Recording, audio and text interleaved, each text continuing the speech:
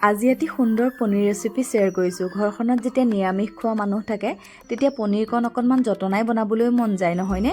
পিঁয়াজ চপাৰত দিলোঁ চপ কৰিবলৈ, এইপিনে জলকীয়া, আদা, নহৰু, বিলাহী পেষ্ট এটা কৰি ল'ম। পিঁয়াজখিনি চপাৰত দিলে খুব ভাল লাগে খাবলৈ। পনীৰখিনি অলপ টুকুৰা টুকুৰকৈ কাটি ল'লোঁ, অকণমান ডাঙৰ ডাঙৰকৈ দি দিছোঁ। এইপিনে দৈ এহেতা ল'লোঁ, তাতে অকণমান গৰম মছলা, ৰঙা গুড়া আৰু অকণমান জালুকৰ গুড়া, এইখিনি ভালদৰে এতিয়া ফেটি ল'ম। কেৰাহীত তেল দিলোঁ, কেৰাহীখন ভালকৈ গৰম কৰি লৈছোঁ। লং, দালচেনি, গোটা জিৰা আৰু ক'লা জিৰা দিছোঁ। এতিয়া চপ কৰি লোৱা পিঁয়াজখিনি দিম। এইখিনি অকণমান সময় ভাজি থাকিম, প্ৰায় 1 মিনিটমান ভজাৰ লগে লগে এতিয়া পেষ্ট কৰি লোৱা বিলাহী, আদা, নহৰু আৰু জলকীয়াৰ পেষ্টটো দিলোঁ। তাৰপিছতে অলপ সময় কেঁচা গোন্ধ যোৱালৈকে ভাজি থাকিলোঁ। এনেধৰণে বনালে খুব ভাল পায় আমাৰ ল'ৰা ছোৱালীহালে খাই, বিশেষকৈ ছোৱালীজনী ফেভৰেট হয়। তাৰপিছতে বাতিটো অদালি অকণমান পানীকণ দি দিলোঁ বিলাহী পেষ্টৰ।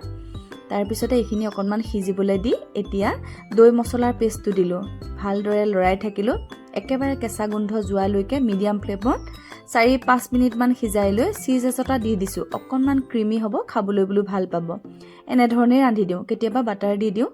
তাৰপিছতে এইপিনে দি দিলোঁ নিমখ, আন্দাজ অনুসৰি দিছোঁ। নিমখটো মই পিছত দিওঁ, তেতিয়া আন্দাজটো পাবলৈ ভাল।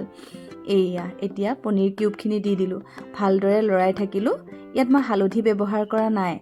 তাৰপিছতে দি দিলোঁ সৰু কাপেৰে 1 কাপ।